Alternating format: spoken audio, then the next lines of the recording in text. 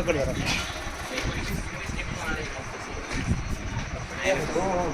बरं, ऐका. आता आम्ही ज्या ठिकाणी बसलोय ते आमचं बनवली कॉलनीतलं रूम नंबर 103 बॉर्बन नाही तर हाईड अँड सीक. हा आम्ही पेढा घेतलेला आहे. याचे एका व्यक्तीला अर्धा पेढा, ही गोळी नाही पेढा आहे हा आकडा. आणि ह्याचा अर्धा भाग आमची सुरेखा. नाही